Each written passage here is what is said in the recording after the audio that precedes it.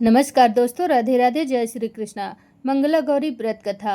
एक समय की बात है, एक छोटे से गांव में एक साहूकार अपनी पत्नी के साथ निवास करता था। साहूकार धनवान था और उसके घर में किसी भी प्रकार की कोई कमी नहीं थी। फिर भी वह और उसकी पत्नी संतान न होने के कारण दुखी रहते थे। संतान की कमी उन्हें हमेशा कचोटती रहती थी। एक दिन की बात है, उस साहूकार के घर में साधु आए।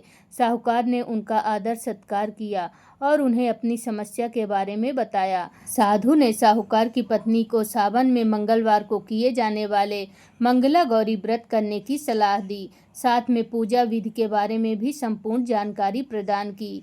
इसके बाद साहूकार की पत्नी ने सावन माह के पहले मंगला गौरी से ही गौरी मंगला का पूजन व्रत करना शुरू कर दिया।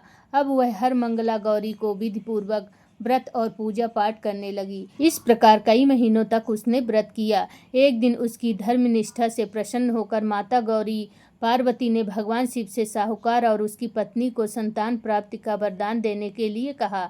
साहूकार को उस रात स्वप्न में एक दिव्य शक्ति ने दर्शन देकर कहा कि एक आम के पेड़ के नीचे भगवान गणेश की मूर्ति विराजमान है। तुम उस पेड़ से आम तोड़कर अपनी पत्नी को खिला देना, इससे तुम्हें संतान की प्राप्ति का सुख मिलेगा। साहूकार ने अगले दिन सुबह उठकर अपनी पत्नी को इस सपने के बारे में बताया और वह उस आम के पेड़ को ढूंढने निकल पड़ा।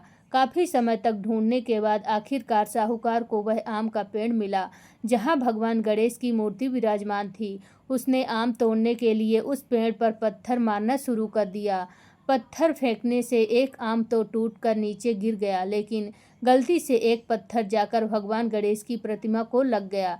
इससे भगवान गणेश क्रोधित हो गए और उन्होंने प्रकट होकर उस साहूकार को श्राप देते हुए कहा कि हे स्वार्थी मनुष्य, तूने अपने स्वार्थ के कारण मुझे चोट पहुंचाई है। तुझे माँ पार्वती की कृपा से संतान की प्राप्ति तो होगी, लेकिन उसकी मृत्यु 21 वर्ष की आयु में ही हो जाएगी। यह सुनकर साहूकार बहुत घबरा गया और वो वापस घर चला गया। उसने वह फल अपनी पत्नी को खिला दिया और किसी को इस घटना के बारे में नहीं बताया। कुछ समय के पश्चात भगवान शिव और माता पार्वती के आशीर्वाद से साहूकार और उसकी पत्नी को पुत्र की प्राप्ति हुई। इससे उन दोनों के जीवन में खुशी का ठिकाना ना रहा, लेकिन साथ ही साहूकार की इस बात से भी चिंता थी कि उसका पुत्र अल्प आयु होगा। देखते ही देखते वह बालक 20 वर्ष का हो गया और व्यापार में अपने पिता का हाथ बटाने लगा। एक दिन घर लौटते समय साहूकार पेड़ की छांव में तालाब किनारे बैठकर अपने पुत्र के साथ भोजन करने लगा। तभी वहां कमला और मंगला नामक दो कन्याएं कपड़े धोने के लिए आईं और कपड़े धोते हुए आपस में बात करने लगीं। कमला ने मंगला से कहा कि मैंने इस सावन मास में प्रत्येक मंगलवार को मंगला गौरी व्रत रखने का निश्चय किया है। तुम भी माँ पार्वती को समर्पित यह व्रत अवश्य करना। इससे माता पार्वती प्रसन्न होती हैं और आप पर उनकी कृपा दृष्टि बनी रहती है। इसे करने से मनोवांछित वर और अखंड सौभाग्य की प्राप्ति भी होती है। कमला की बात सुनकर मंगला भी इस व्रत को करने के लिए तैयार हो गई। दूसरी ओर साहूकार ने दोनों कन्याओं के बीच यह पूरा संवाद सुन लिया और उसने अपने मन में यह सोचा कि यह कन्या मंगला गौरी व्रत को करती है, इससे इसे अखंड सौभाग्य की प्राप्ति होगी। यह मेरे पुत्र के लिए एक योग्य वधू साबित हो सकती है। ऐसा सोचकर वह उन दोनों के विवाह का प्रस्ताव कन्या के पिता के पास लेकर गया।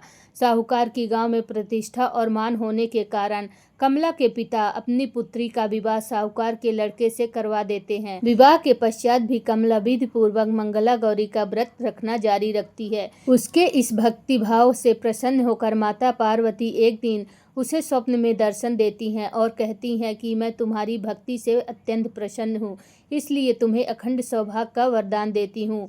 लेकिन तुम्हारा पति अल्प आयु है, इसलिए अगले महीने मंगलवार के दिन एक सर्प तुम्हारे पति के प्राण लेने आएगा।